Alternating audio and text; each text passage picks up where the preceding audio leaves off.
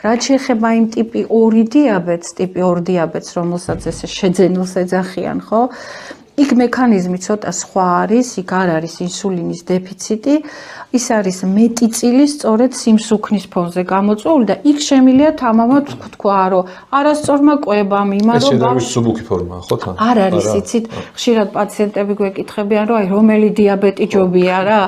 არც ერთი არ ჯობია, უბრალოდ ტიპი 1-ის დროს ვინაიდან ინსულინის დეფიციტია და იქ სხვა ფორმა არ არსებობს, აუცილებლად ინექცია უნდა ვაკეთოთ, შეიძლება მოგეჩვენოთ, რომ ეხა ინექცია რო კეთდება, რა თქმა უნდა, უფრო რთულიაო, ხო? თუმცა ტიპი 2-იც უბრალოდ იქ არ არის ინსულინის დეფიციტი და ამიტომ ინსულინის საჭიროება არ არის, თუმცა მედიკამენტოზური თერაპია აუცილებელია. აი ტიპი 2-ის შემთხვევაში მეტი ჩართულობა მშობლების, თქვა პრევენციის კუთხით, როდესაც მოდის ბავშვი ხედავ, რომ არის ჭარბი წონა, აქვს მიდრეკილება იმ გაზიანი სასმელებისადმი, ფასფოდებისადმი, აი ამისი თავიდან აცილება, რომ შენ შულთან ეს არ მოხდეს და არ განვითარდეს, ეს ნამდვილად შესაძლებელია. ტიპი 2 დიაბეტზე ვსაუბრობ და შეიძლება თავიდან ავიცილოთ.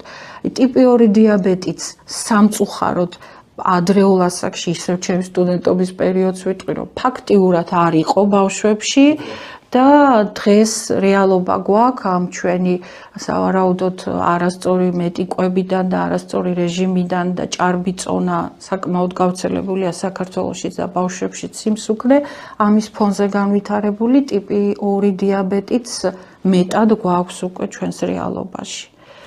ამ შემთხვევაშიც მემკვიდრეობას და წინაპრებს და ბებია-ბაბუას არ აქვს? მნიშვნელობა აქვს, რა თქმა უნდა, მემკვიდრეობასაც, უბრალოდ ეს არის ის ფორმა, რომლის თავიდან აცილება დროული რეაგირების დროს ჩვენ შეგვიძლია, განსხვავებით იმ ტიპი 1-ისგან.